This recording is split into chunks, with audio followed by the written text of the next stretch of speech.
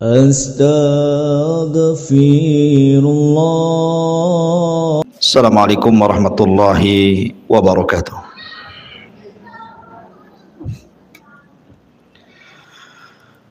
Alhamdulillah wassalatu wassalamu ala Rasulillah wa ala alihi wa sahbihi wa mawalah wa la hawla wa la quwata illa billahi wa ba'du.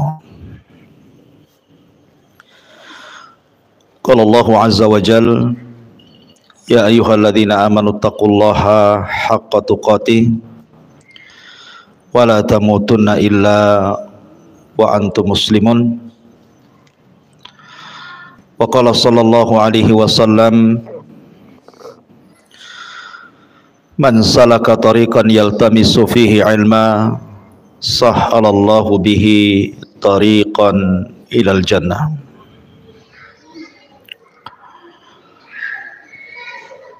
Baik, kita lanjutkan pembahasan kitab Al-Kabair karya Al-Imam Al-Zahabi rahimahullahu ta'ala. Dan kita masuk pada dosa besar yang ke-42, istri durhaka kepada suaminya. Ma'asyiral muslimat, ibu-ibu yang dirahmati Allah subhanahu wa ta'ala,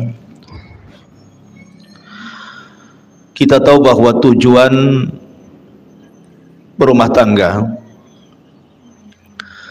adalah menciptakan dua perkara.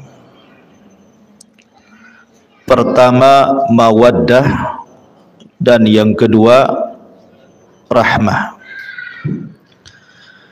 Dan itu difirmankan di dalam Al-Quranul Karim, wa min ayatihi an khalaqa lakum min anfusikum azwaja litaskunu ilaiha wa ja'ala bainakum mawaddatan wa rahmah inna fi dzalika laayatin liqaumin yatafakkarun. Dan dari tanda-tanda kuasa Allah, ayat-ayat Allah, Allah subhanahu wa ta'ala menjadikan kalian itu berpasang-pasangan. Ada suami, ada istri. Tujuannya adalah wa ja'ala bainakum mawaddatan wa rahmah, agar Allah subhanahu wa ta'ala jadikan kepada kalian itu mawaddah, saling mencintai, wa rahmah, saling memberikan kasih sayang sesamanya. Dan itu sebuah tanda kekuasaan Allah bagi orang-orang yang mau berfikir. Ini tujuan orang berumah tangga, maksudnya di dunia. Adapun di akhirat tentu tidak lain dan bukan tujuan berumah tangga itu untuk meraih surga.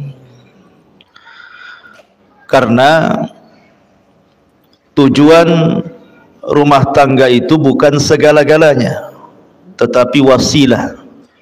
Ibarat kapal, kalau seandainya mengarah ke surga, naik di situ. Tetapi kalau kemudian mengarah ke neraka, turun dari situ. Karena rumah tangga itu wasilah dari wasilah amal soleh menuju surga. Itu di akhirat. Tapi di dunia, tujuan rumah tangga itu supaya tenang hatinya karena adanya rasa cinta dan juga kasih sayang di antara pasangan suami istri. Nabi Adam alaihi salatu wassalam ketika diciptakan oleh Allah subhanahu wa ta'ala, Allah subhanahu wa ta'ala tinggalkan Adam di sorga. Dan sorga kurang apa, Bu? Semua ada di sorga itu. Mala ainun ra'at wala udhunun sami'at wala khatara ala qalbi bashar. Kenikmatannya tidak pernah dilihat mata, tidak pernah didengar telinga, bahkan terlintas pun tidak, saking nikmatnya kehidupan sorga itu. Makanya orang itu ingin tinggal di sorga. Tetapi ketika Adam hidup sendirian di sorga, sorga yang demikian luar biasa nikmatnya membuat Adam takut. Karena hidup sendirian masalahnya. Makanya kemudian ketika Adam alaihi salatu wassalam tertidur, kemudian terbangun, rupanya di sampingnya ada pasangannya Hawa.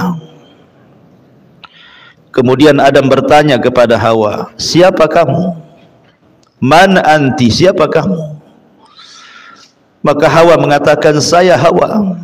Disebut Hawa karena Hawa dicipta dari zat yang hidup, dari tulang rusuk Adam yang paling atas, yang paling bengkok sebelah kiri dekat jantung. Kemudian Adam bertanya lagi kepada Hawa, kamu diciptakan dari apa? Maka Hawa kemudian menjawab, diciptakan dari tulangmu. Makanya Nabi SAW bersabda, khuliqatil mar'atu min dila'in, bahwa wanita diciptakan dari tulang rusuk laki-laki. Kemudian Adam bertanya lagi, lalu apa tujuan Allah menciptakan kamu? Maka Hawa mengatakan, litaskun ilaika, liaskuna ilaika, agar aku memberikan ketenangan kepadamu. Dari sini Allah Subhanahu wa taala berfirman, wa ja'ala bainakum mawaddatan wa rahmah wa min ayatihi an khalaqa lakum min anfusikum azwaja litaskunu ilaiha wa ja'ala bainakum mawaddatan wa rahmah wa min ayatihi, dan dari tanda-tanda ayat-ayat Allah, Allah menjadikan kalian berpasangan, litaskunu, supaya memberikan ketenangan, Bu. Jadi ibu diciptakan oleh Allah Azza wa Jalla berpasangan dengan suami ibu itu agar ibu bisa memberikan ketenangan kepada suami.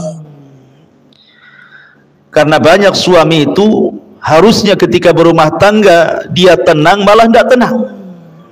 Banyak suami-suami yang tidak tenang. Kenapa? Karena pasangannya, istrinya tidak bisa memberikan ketenangan. Lah Hawa itu diciptakan untuk memberikan ketenangan kepada Adam. Ingat ini Bu ya, saya kan konteksnya menasihati ibu. Kalau ada bapak-bapak tentu beda lagi ceritanya ya. Jadi saya fokus saja ke ibu-ibu ya. Jadi yang diserang ya ibu saja ya.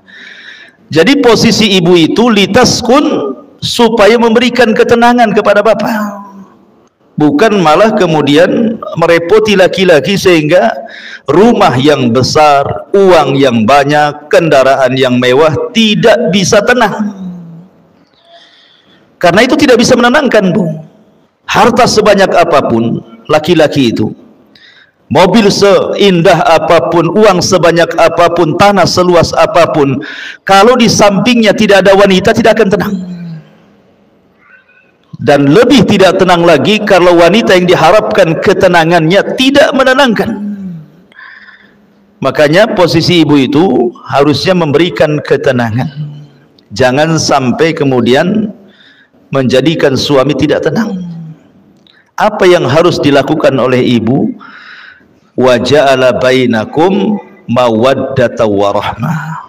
Coba ciptakan rasa cinta. Macam mana suami cinta dengan saya, macam mana suami sayang dengan saya. Itu kan rahasianya ada di ibu, tidak perlu diajarkan. Karena begini Bu, laki-laki itu ada sisi emosi.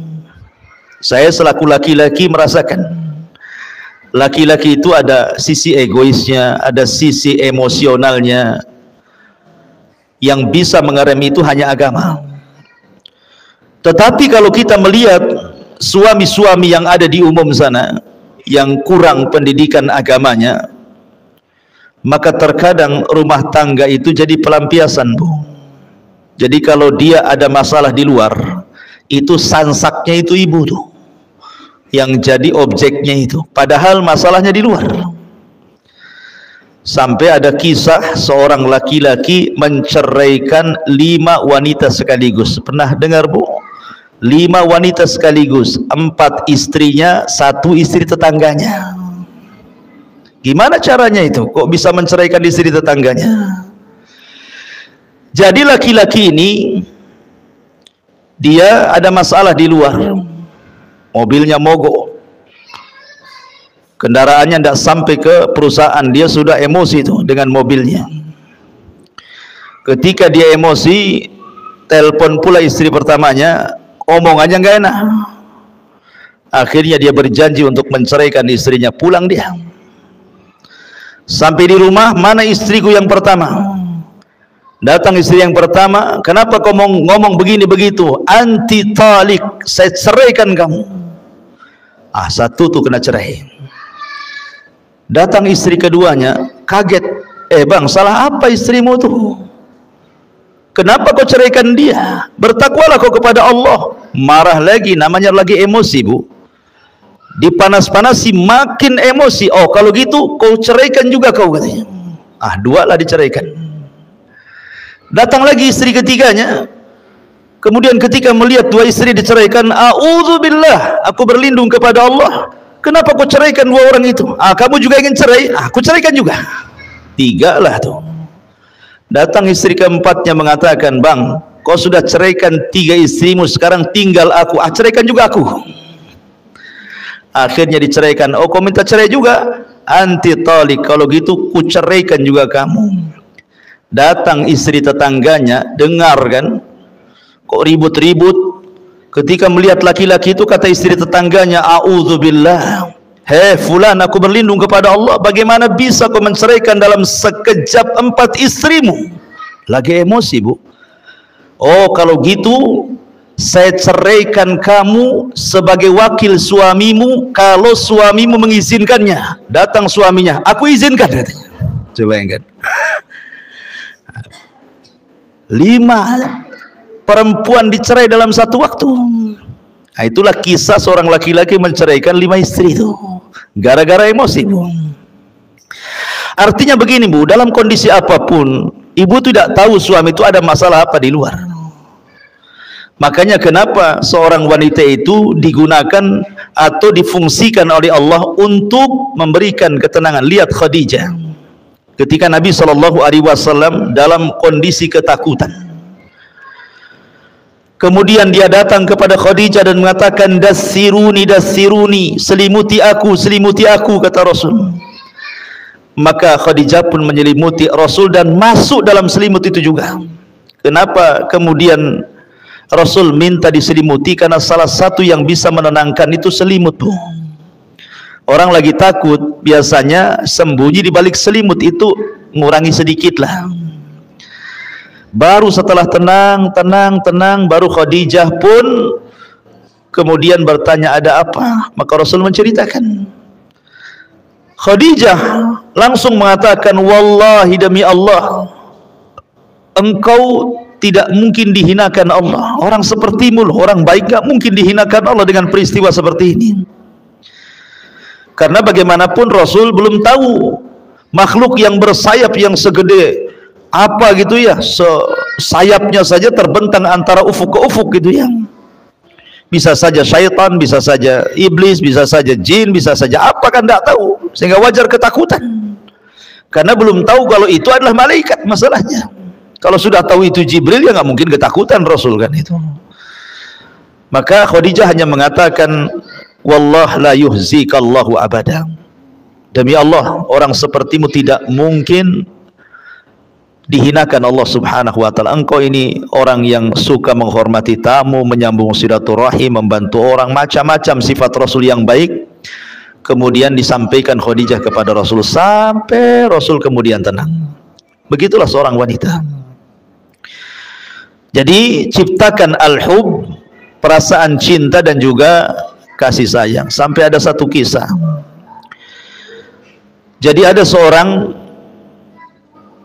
tua yang sudah tua, seorang ibu yang sudah tua, Bu, tinggal di Amerika. Ceritanya tinggal di Amerika, di negeri kafir. Ibu ini sedang sakit, sudah nenek-nenek, sudah tua, sakit. Kemudian ada seorang wanita muda merawat dia setiap hari. Merawat dia setiap hari. Terkadang menyuapi, ngurutin, mijitin, menghibur dengan kata-katanya. Baik sekali wanita muda ini kepada ibunya ini. Jadi susternya itu heran gitu ya, karena setiap hari asik dia saja, seolah-olah nggak ada keluarga lagi ibu ini, asik dia lagi gitu. Jadi dia bertanya, siapa kamu? Apa tidak ada keluargamu? Kenapa kamu terus yang menjaga ibumu ini? Katanya perempuan muda ini bukan ibuku. Jadi kagetlah suster ini ya, karena perlakuan anak ini persis seperti ibunya sendiri gitu ya, memberikan kasih sayang, ngasih makan, begitu seterusnya lah. Jadi perawat kafir ini heran, bukan ibunya tetapi memperlakukan lebih daripada ibunya. Jadi perawat ini tanya, kamu ini siapa? Maka maksudnya ibu itu siapanya kamu gitu ya. Kata wanita muda itu, aku ini seorang muslimah. Aku ini seorang wanita muslimah. Ibu ini adalah mertuaku. Dia adalah ibu daripada suamiku. Jadi ketika mendengar nih suster ini bahwa itu bukan ibunya tapi mertuanya, bukan yang melahirkannya, tetapi sayangnya begitu luar biasa. Kok bisa gitu ya? Akhirnya dia berpikir, demi Allah, kata suster kafir ini, aku punya ibu, kemarin pun sakit tetapi aku tidak pernah menjenguknya. Terkadang hanya aku lewat WA saja, semoga lekas sembuh, tapi tidak pernah datang, apalagi sampai seperti menyuapi, menghibur, memijiti, dan begitu seterusnya gitu ya. Maka seorang wanita muslimah ini mengatakan, demi Allah, bahwa aku berbuat baik kepada mertuaku ini karena ini bagian daripada hakku berbuat baik kepada suamiku. Oh, ketika mendengar indahnya syariat Islam ini, akhirnya kemudian suster kafir ini masuk Islam. Lihat ya. Jadi ketika ibu ini berbuat baik kepada orang tua suami, maka ibu harus menganggap orang tua suami itu sama dengan ibu sendiri, dan itu bagian bahwa ibu sedang melaksanakan hak sebagai seorang istri kepada suaminya. Ini di zaman ini tidak aneh gitu ya, suami ini ngirim uang sama ibunya, ibu pula yang emosi, ya kan? Jangan banyak-banyak bang kalau ngirim itu. Ini rumah belum selesai, kulkas belum dibeli, sepeda motor belum lunas, tanah sebelah belum dibeli, aduh semua pengen semuanya. Itu namanya ngajari durhaka suami kepada orang tua namanya. Tidak boleh. Yang ada ibu menjadikan mertua itu sama sayangnya dengan kepada ibu sendiri. Itu yang harus dilakukan sebagai hak seorang istri kepada suami. Ya. Ma'asyiral muslimat, ibu-ibu yang dimuliakan Allah Subhanahu wa taala. Makanya juga ada satu kisah nanti kita sebelum masuk. Kisah luar biasa ini, Ibu. Jadi satu sisi ini seorang wanita percontohan kepada ibu-ibu yang lainnya ya. Ada satu kisah saya baca dalam kitab, lupa kitabnya, tapi ini kisah nyata gitu ya. Jadi ada seorang wanita muslimah, akhlaknya baik sekali, sayang dengan suaminya, cinta dengan suaminya, pokoknya luar biasa. Dia tidak pernah mengecewakan suaminya, tidak pernah kata-katanya menyakiti suaminya. Dia berusaha tidak ada pertengkaran dalam rumah tangganya. Satu hari pun tidak pernah bertengkar dia. Jadi ada feedback, karena istrinya juga baik, apalah yang kurang dari istriku. Tetapi yang kurang dari istrinya adalah istrinya tidak bisa melahirkan. Istrinya mandul, tidak bisa punya anak, padahal yang namanya seorang orang tua kalau anaknya meninggal itu kan diharapkan punya cucu, Bu ya. Tetapi ketika anaknya tahu tidak punya anak, kan kadang-kadang orang tua itu sedih. Tetapi karena istrinya ini memang betul-betul baik pada suaminya, dan suami juga sayang kepada istrinya gitu ya. Jadi istrinya ngomong sama suaminya, bang, baiknya abang nikah lagi saja. Boleh jadi dengan pernikahan kedua ada keturunan, supaya ada yang meneruskan generasi abang. Tapi abangnya tidak mau. Demi Allah, apalah yang ada di dunia ini sudah cukup ada padamu. Akhirnya kemudian didesak-desak suruh kawin lagi, tetap tidak mau. Ini hanya berlaku kepada kisah ini, Bu ya. Kalau ibu ngomong sama suami gitu, wah langsung besok kawin lagi itu. Ya, jadi ini maksudnya ini betul-betul sayangnya suami kepada istri seperti itu, karena istri pandai mengambil sayang suami, sampai akhirnya Allah takdirkan istrinya ini diponis kanker rahim, dan kata dokter usianya tidak akan lama, paling lambat 1 bulan dia akan mati. Jadi istrinya ngomong sama abangnya, "Nih bang, tengok dokter sudah mengatakan bahwa usiaku tidak akan sampai 1 bulan. Sebaiknya abang menikahlah, biar aku bisa menyaksikan pernikahan itu." Akhirnya kemudian suaminya tetap nggak mau. Bahkan dia ketika istrinya dirawat di rumah sakit itu, dia tinggalkan semua pekerjaannya. Dia duduk di samping istrinya, kemudian merawat istri, semua pekerjaan dibawa ke rumah sakit. Sampai betul prediksi dokter, belum 1 bulan istrinya menghembuskan napas terakhir. Betapa sedihnya seorang suami kalau yang dicintainya itu meninggal seperti itu. Lihat Nabi, 1 tahun meninggal Khadijah itu tidak bisa menghapus kesedihannya, karena cintanya Rasul kepada Khadijah. Jadi setelah istrinya meninggal dunia, beberapa waktu setelahnya pembantunya datang membawa surat, dan pembantunya mengatakan, "Pak, ini surat dari istri Bapak semasa hidup. Saya dilarang memberikannya kecuali setelah wafatnya. Dan ini juga ada kado pemberian dari istri Bapak," katanya. Ada surat dan ada kado. Rupanya setelah dilihat kadonya hanya cermin biasa untuk mengaca.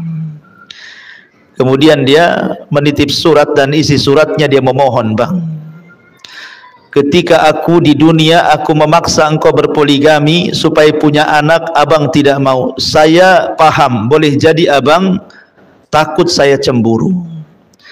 Tetapi apalah cemburu sekarang, istrimu sudah meninggal dunia. Tidak mungkin orang di kuburan akan cemburu kepada orang yang di atas kuburan.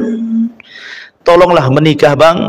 Kalau abang cinta dengan aku, kalau dia punya anak perempuan, kasih nama anak itu diriku, supaya menunjukkan bahwa sayang itu sampai ke kuburan," katanya. Luar biasa Bu ya kisah ini.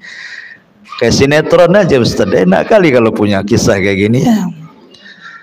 Tapi tidak mustahil kok bisa dilakukan seperti ini kalau istri itu pandai menciptakan mawaddah warahmah. Lah salah satu Bu yang meretakkan rumah tangga, salah satunya yang meretakkan rumah tangga dan hilangnya mawaddah dan rahmah adalah durhakanya istri kepada suami. Apa itu? Ini kita akan bahas dalam kitab ini. Allah Subhanahu wa taala berfirman, "Wallati takhafuna nusuzahunna fa'idhuhunna wahjuruhunna fil madhaji' wadribuhunna fa in ata'nakum fala tabghu 'alaihinna sabila innallaha kana 'aliyan kabira." Perempuan-perempuan yang kamu khawatirkan akan nusuz. Nusuz itu selingkuh, melakukan perbuatan-perbuatan keji dalam rumah tangga. Tidak mesti selingkuh beneran dengan laki-laki, tidak. Bisa saja dia melawan dengan kata-katanya, bisa saja melawan dengan perbuatannya sehingga menjadikan suami marah dan emosi. Maka tugas suami fa'idhuhunna, pertama memberikan nasihat kepada istrinya. Wahjuruhunna fil madhaji, tidak bisa diberikan nasihat, pisah ranjang. Kalau wanita berakal, ketika suaminya saja tidak mau menyentuhnya itu sudah sakit hati Bu. Kalau wanita itu berakal, ketika suami tidak mau menyentuh, apalagi tidur di tempat lain, istri di atas, suami di bawah atau lain kamar, itu sudah sakit hati. Tapi wanita zaman sekarang akalnya sudah nggak ada. Nggak apa-apa, tidurlah sana katanya. Kadang-kadang wanita seperti itu ya. Wadribuhunna, kalau masih nekat juga, nggak mau sadar juga, nggak mau minta maaf juga, maka suami boleh memukul sebagai simbol itu akhir daripada nasihat. maka boleh seorang suami menceraikan. Kalau sudah dipukul, fa in ata'nakum, kalau memang istrinya taat lagi, bertobat lagi, fala tabghu alaihinna sabila, maka tidak boleh mencari jalur cara untuk supaya rumah tangganya retak. Innallaha kana aliyan kabira, karena Allah zat yang maha tinggi lagi maha besar. Di sini ada kata-kata wallati takhafuna nusuzahunna, dan wanita-wanita yang kamu khawatirkan akan nusuz. Jadi Nabi SAW ketika mengatakan bahwa ada wanita-wanita yang nusuz, memang kenyataannya banyak wanita-wanita itu yang nusuz, baik dengan ucapan atau dengan perbuatan, dan yang banyak adalah dengan ucapan. Yang paling banyak nusuz seorang istri itu ucapan istri kepada suami. Makanya ketika Nabi SAW diperlihatkan tentang neraka, apa kata Rasulullah? Ittala'tun narah, aku diperlihatkan neraka, kata Rasul. Fa idza aktsaru ahlihan nisa, rupanya kebanyakan penduduknya wanita semuanya. Ada laki-laki tapi banyak wanitanya. Kemudian sahabat bertanya, apakah mereka kufur kepada Allah? Maksudnya tidak salat, tidak puasa, tidak zakat, tidak ibadah, tidak baca Quran gitu ya. Kata Rasul, tidak, mereka rajin salat, sebagian mereka rajin puasa, sebagian mereka rajin sedekah, sebagian mereka rajin ibadah. Pokoknya hak dia dengan Allah tidak dikurangi. Lalu kenapa mereka bisa masuk neraka? Maka Rasul mengatakan walakinnahunna yakfurnal ashir, karena mereka wanita itu suka kufur dengan suami dengan kata-katanya. Ingat, di sini dengan kata-katanya. Karena biasanya lisan kalau nyakiti orang lebih berpengaruh dibandingkan yang lainnya.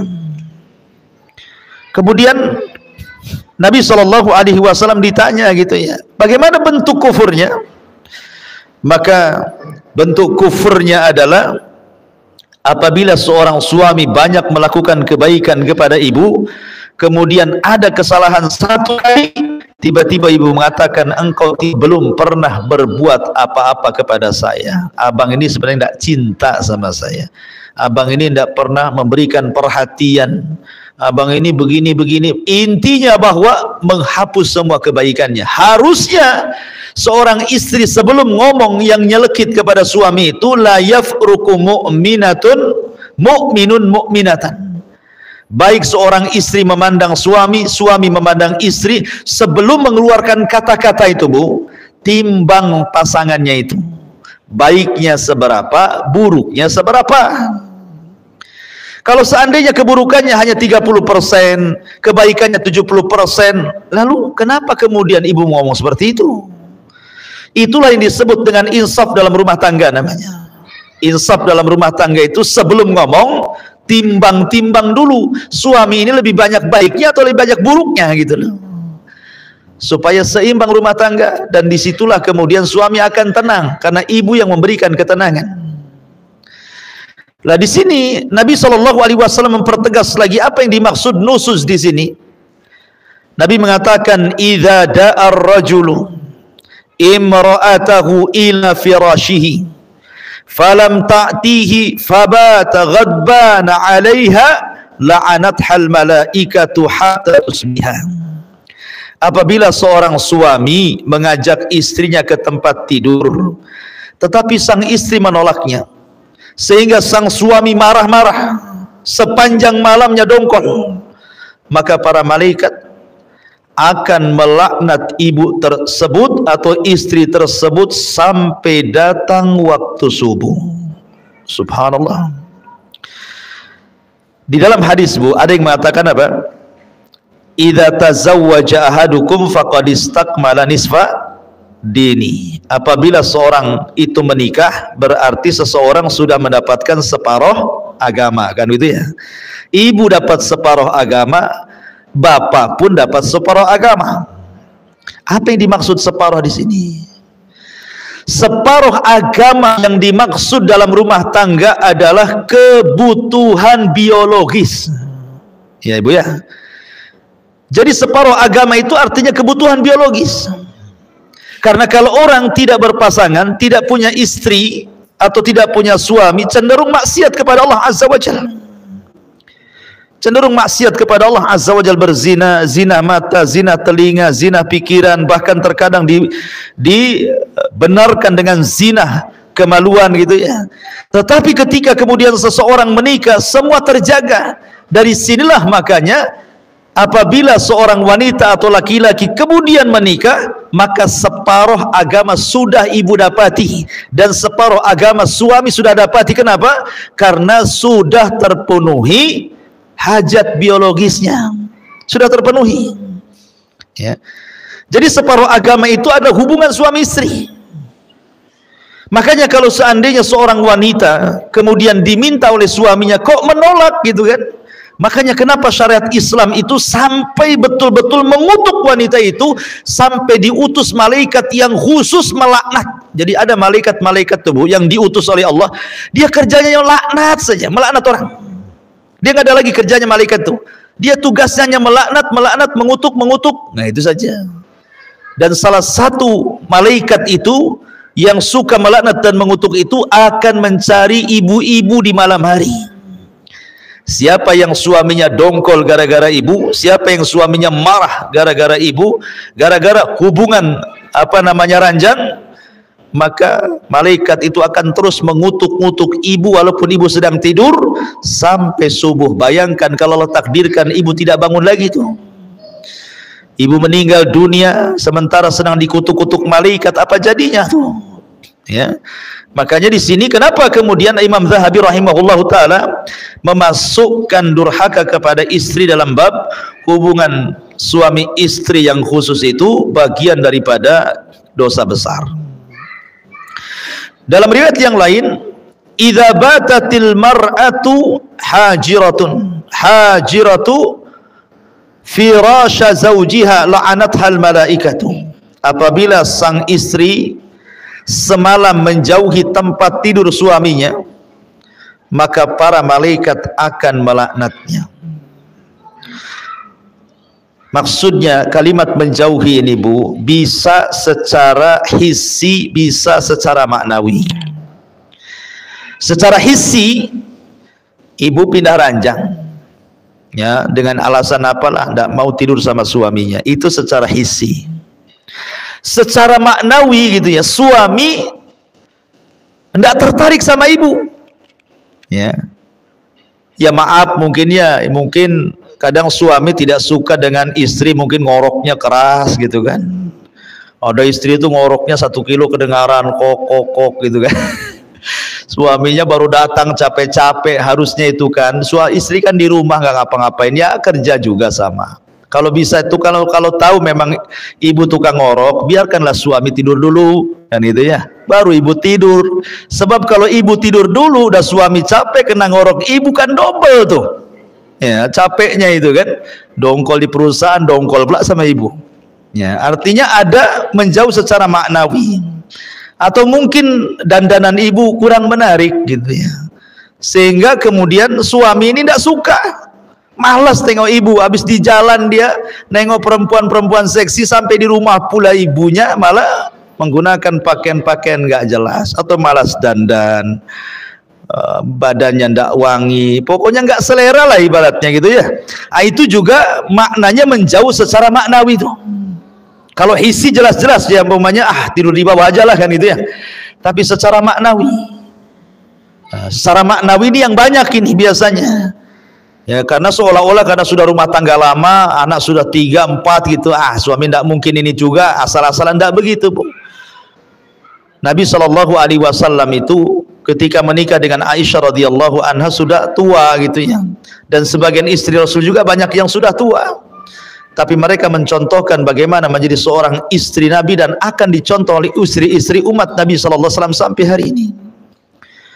Maka bahagiakan suami. Kemudian Rasul juga mengatakan, walladzi nafsi biyadi ma min rajulin yad'u imra'atahu ila firashiha fata'ba alaihi illa kana alladhi fis sama'i sakhitan 'alaiha hatta yarda anha zawjuha.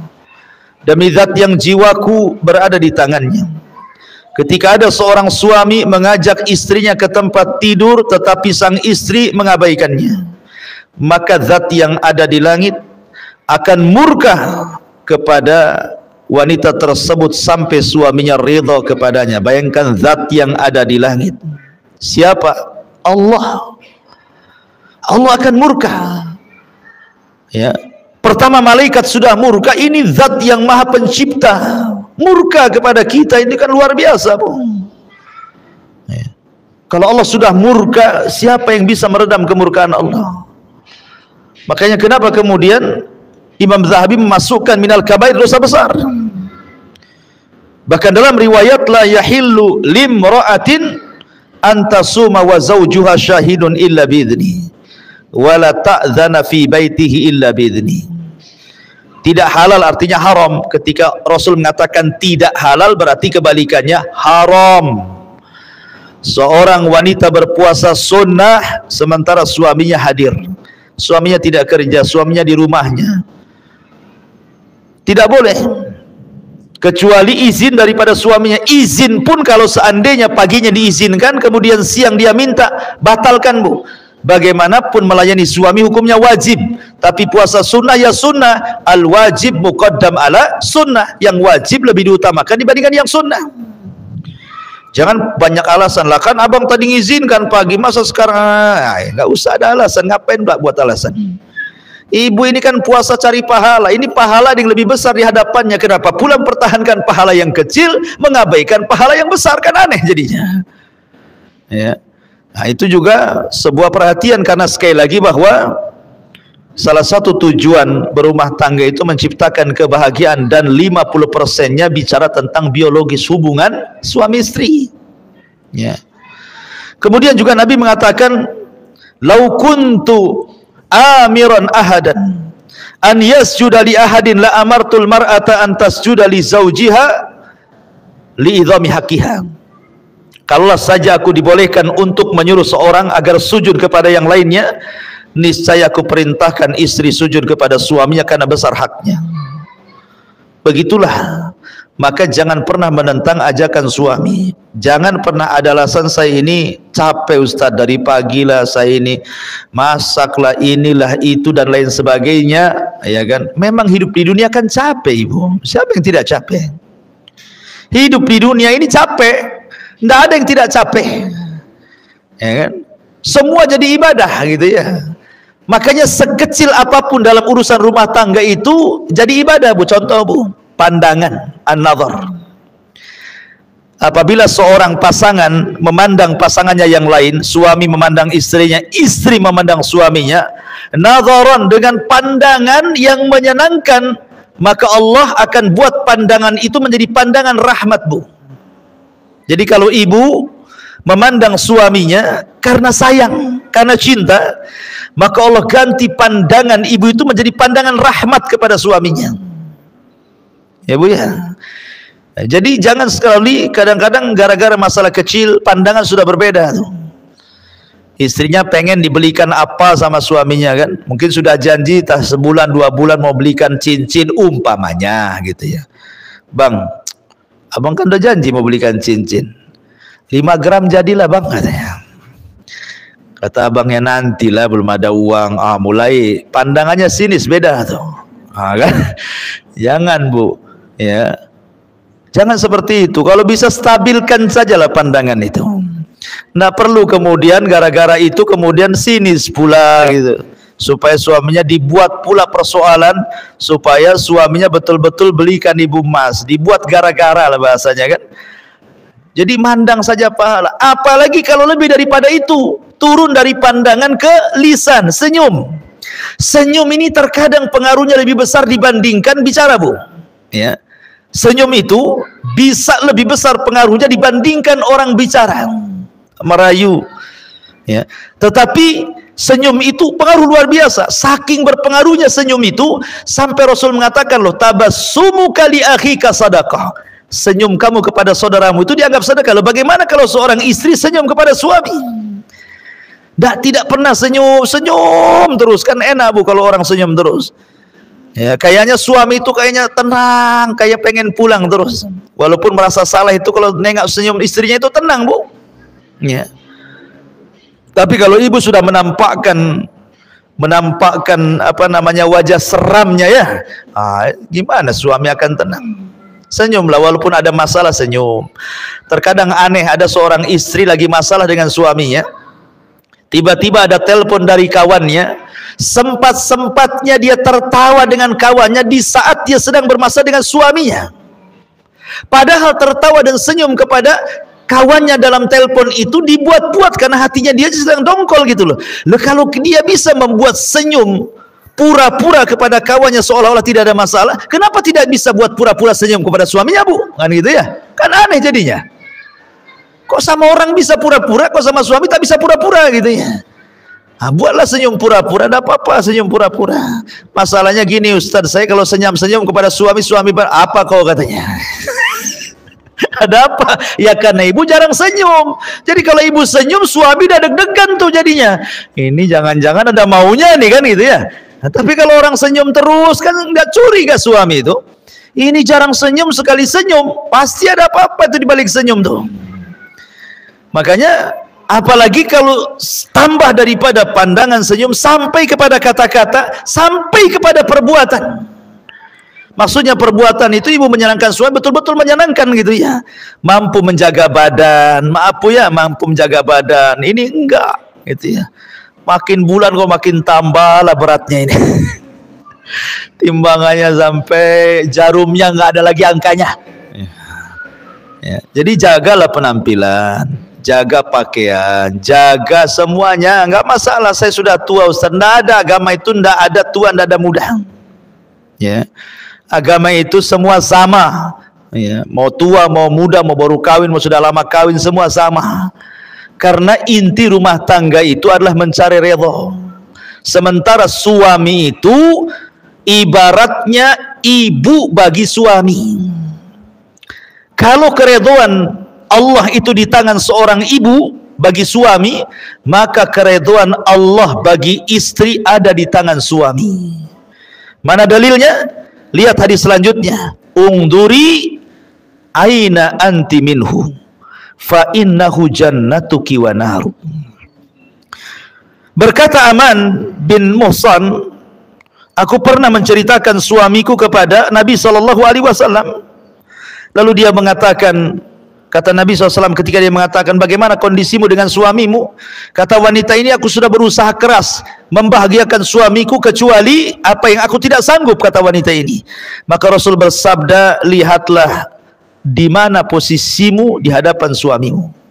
Karena suamimu bisa menjadi sorgamu dan juga bisa menjadi nerakamu. Jadi yang menentukan sorga dan neraka seorang anak wanita itu, istri itu adalah suaminya, beda dengan suami. Kalau suami yang menentukan sorga dan neraka ibunya, orang tuanya, karena haknya lebih besar dibandingkan kepada istri dan anaknya. Beda dengan istri, ya kan? Kalau istri yang lebih berhak kepada suami, adapun orang tuanya nomor dua. Kalau suami orang tuanya nomor pertama, istri dan anaknya nomor kedua. Makanya di mukadimah saya katakan jangan ibu ajari suami durhaka kepada orang tua. Jangan. Laki-laki itu berakal, Bu, dia tahu bagaimana cara membahagiakan. Ya. Walaupun sebenarnya orang tua, dimanapun orang tua, Bu, ketika melihat anaknya sukses itu pasti dia senang. Dia senang. Terkadang ada sebagian orang tua itu tidak peduli dengan anaknya. Mau anaknya itu public figure, mau anaknya itu mungkin punya jabatan, punya pangkat, pemimpin. Kadang-kadang nggak peduli orang tua itu. Orang tua itu hanya menyekolahkan anak itu supaya anaknya jauh lebih baik dibandingkan orang tuanya. Apalagi orang-orang tua di desa yang tahu bahwa kita ini anaknya, gitu saja, nggak peduli ibu ini jadi apa di Batam, ini suami jadi apa, nggak peduli. Seorang tua itu di mana-mana hanya ingin diberikan kasih sayang kepada dia gitu ya dari anaknya. Maka ibu jangan ajari durhaka seorang anak kepada orang tuanya. Arahkan, ingatkan kalau perlu, Bu, Bang, gimana orang tuanya? Gimana? Udah dikirim belum? Udah ditelepon belum? Begitu ya. Dia didoakan belum itu kalau sudah meninggal, sedekahlah untuk orang tua abang. Begitu harusnya. Bukan ngalang-ngalangi gitu ya. Makanya penting sekali. Mungkin saya pernah cerita ya, saya dengar salah satu ustadz itu, Ustadz Pekanbaru kalau nggak salah itu, menceritakan tentang aduan seorang ibu kepada anaknya. Gara-gara anaknya itu dilarang-larang istrinya tidak boleh nelpon sama orang tuanya. Padahal anaknya ini sukses, secara dunia sukses. Jadi ibunya itu nelpon dari kampung. Assalamualaikum nak. Waalaikumsalam. Kata ibunya, nak, sudah lama hampir 1 tahun kau tidak telepon aku. Kata anaknya, iya bu, alasannya sibuk pekerjaan. Padahal istrinya yang menghalang-halangi itu. Kemudian ibunya yang mengatakan, ya sudah, yang penting kau sehat-sehatlah di situ dengan anak binimu. Kemudian 2 bulan selang ibunya telepon lagi, dengar berita bahwa anaknya bisa beli mobil. Oh, senanglah ibunya.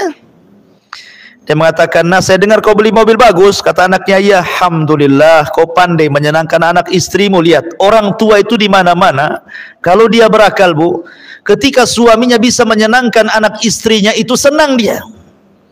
Ya, beda dengan seorang istri apabila seorang suami menyenangkan orang tuanya, tidak senang. Ada istri-istri yang kayak gitu tuh, tidak senang. Tapi kalau orang tua, kalau seorang suami sendiri menyenangkan keluarganya, senang dia. Kenapa? Punya anak yang bertanggung jawab.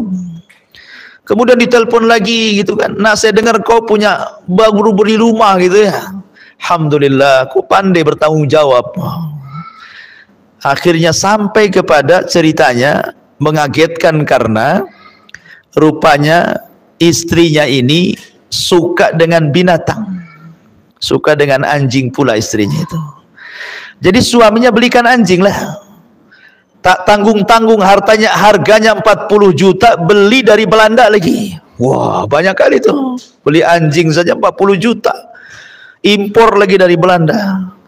Akhirnya terdengar sama ibunya, teleponlah ibunya, nah apa benar kau beli anjing 40 juta dari Belanda? Kata anaknya, betul bu. Dia nutup-nutupi istrinya. Kata ibunya, dengarkan nak, ini wasiat ibu terakhir kali ya. Kau beli anjing harga 40 juta. Kau buat tempat yang indah untuk anjingmu.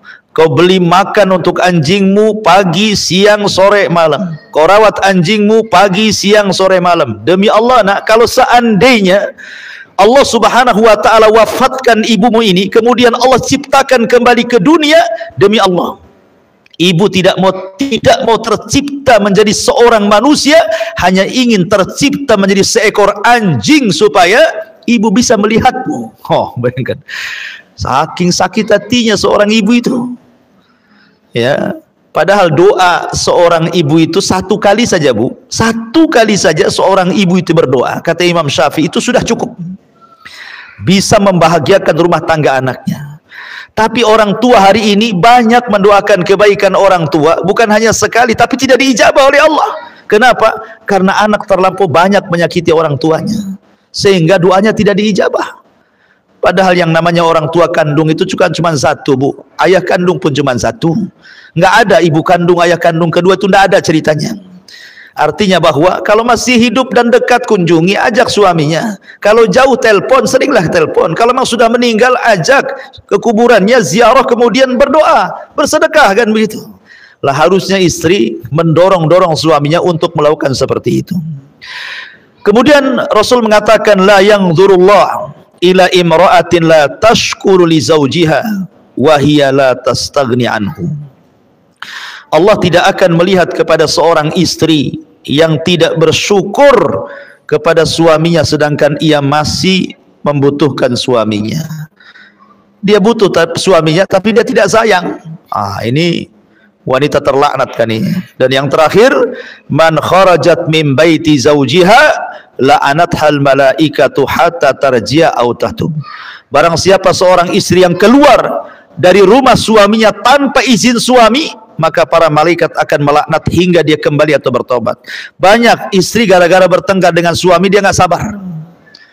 Akhirnya ditinggalkan suaminya pulang ke rumah orang tuanya. Itu kan banyak tuh kasus-kasus kayak gitu, Bu ya. Dia tidak baca hadis ini. Ya, Allah laknat. Kalau ada permasalahan dengan suami, maka cobalah cari solusi berdua. Kalau tidak sanggup, maka libatkan keluarga, atau mungkin ustad-ustad, atau mungkin wejangan-wejangan dari tokoh-tokoh yang mungkin dekat dengan suami, atau bisa mendamaikan, atau bisa menenangkan. Yang jelas jangan terburu-buru keluar, apalagi tanpa izin suami. Itu ada masalah. Tidak ada masalah saja tetap dilaknat. Makanya biasakan Bu, keluar ke tetangga saja, izin sama suami. Walaupun suami lagi kerja, WA lah gitu, bang saya mau ke rumah tetangga gitu ya. Minta izin, apa salahnya? Apalagi jauh, apalagi ada masalah. Ya, maka ini harus diperhatikan dosa besar yang seperti ini, karena bagaimanapun itu penentu surga dan neraka ibu di hadapan suami. Wallahu a'lam bishawab. Ini yang bisa sampaikan. Mudah-mudahan ada manfaatnya. Atau mungkin ada pertanyaan, silahkan kita buka tanya jawab.